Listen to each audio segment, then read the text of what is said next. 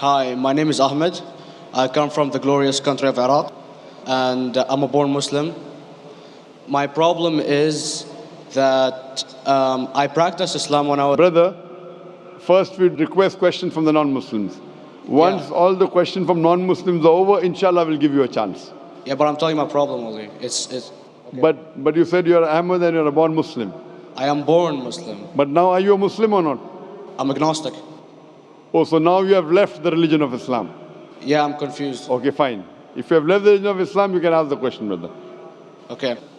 So my question is, how come I don't have the faith that you and the other Muslims have and some of my friends, even though I practiced Islam a lot and I even did Umrah, but I still do most of the sins that are forbidden in Islam, and I sometimes am lazy to do the prayer and the other subjects we have to do in Islam.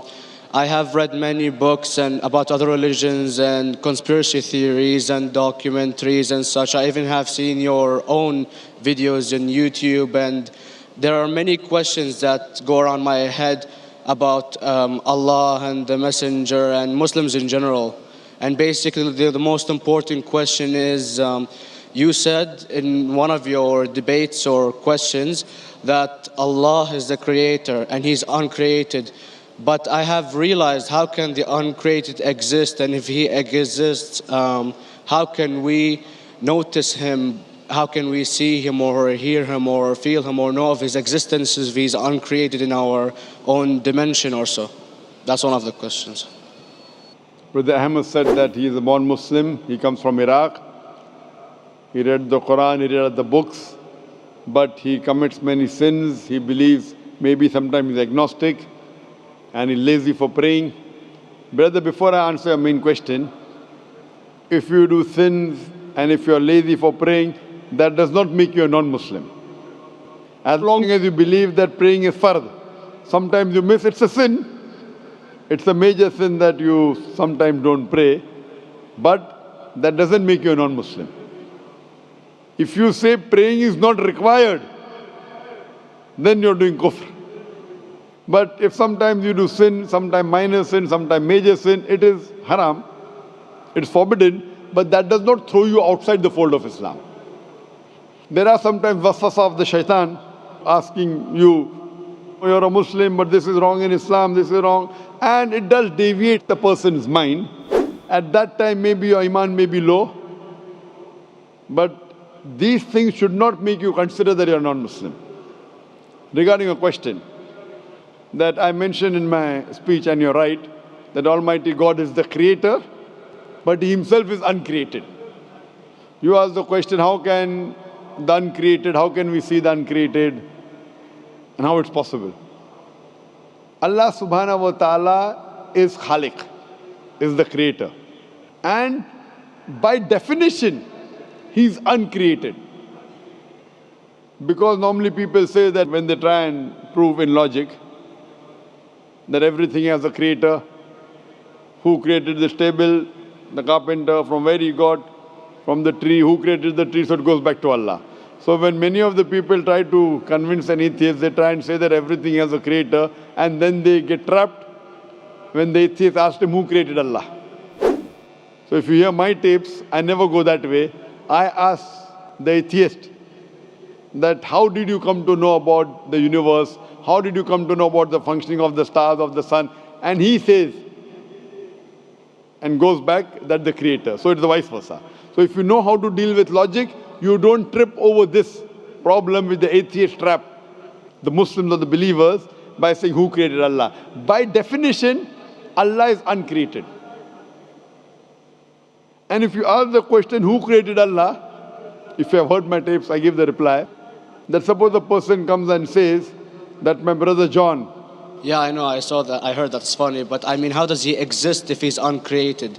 Not that is Allah. Yeah. That's the difference between you and Allah. How does he exist? Means he was existing. He doesn't have a beginning. You and I have a beginning, that's human being. So that's the difference between us and Allah. You can't say that Allah has to be like us. If Allah is like you and me, why should we worship Him?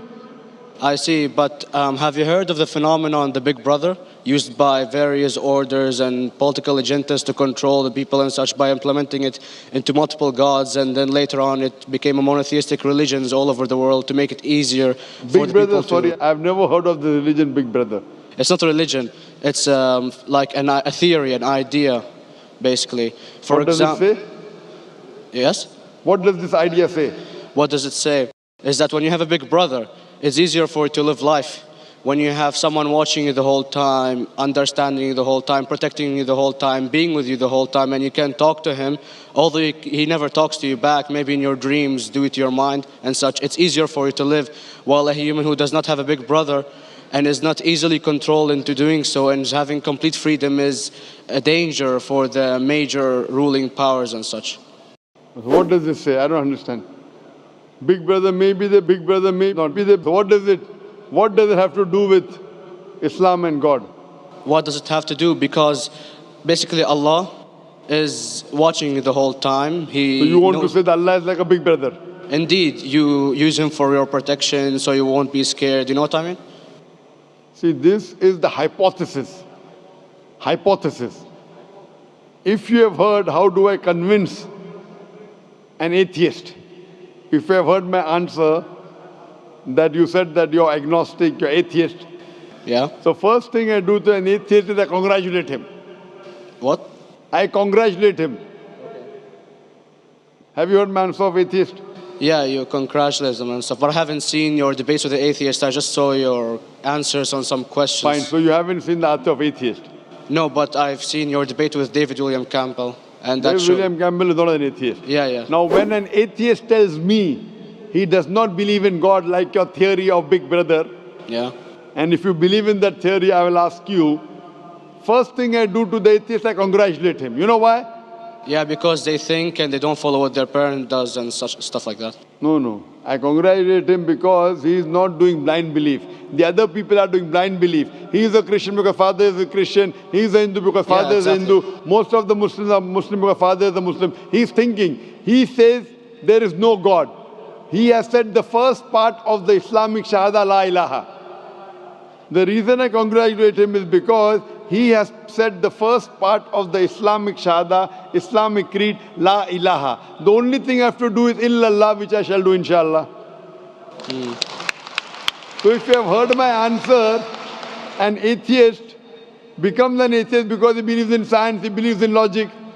Or I ask him that if an equipment is bought in front of him, which no one in the world has ever seen, and if the question is asked, that who will be the first person who will be able to tell you the mechanism of this new equipment? What is the answer? Of course, he's going to tell you the producer or the maker of this equipment. Creator, producer, maker. So when we ask him questions that how did this universe come to existence, he will talk about the Big Bang. This what we're going to talk is already mentioned in the Quran 1400 years ago in Surah Anbiya chapter number 21 verse number 30. Avalam yaral lazina kafaru anna samawati wal arda kanat ratkum fataqnahuma. Do not the unbelievers see that the heavens and the earth were joined together and we clove them asunder. This what you came to know 50 years back is mentioned in the Quran 1400 years ago. Who could have mentioned that? Well, in various civilizations in like 2000 or 5000 BC before Islam came or Christianity itself, there was various civilizations that are good in astronomy and they know more about our solar system than we do now, sadly. Brother, your knowledge of science is little, not in-depth. I do agree. There are certain things which were known as hypotheses. For example, we came to know, we were proved that the earth was spherical in 1577. I know that in 6th century BC, there were Pythagoras who believed that the earth was spherical. But the same Pythagoras who believed the earth was spherical also believed that the earth was the center of the universe, which is wrong. You show me one civilization which believes 100% what the Quran has mentioned. I challenge you. What you say, so do you mean to say there was a person who said, okay, this civilization, out of 100 things, these 2 things are right. Out of 100 things, these 5 things are right. Out of this 100, and picked and chose. Who can do that? No one besides the Creator.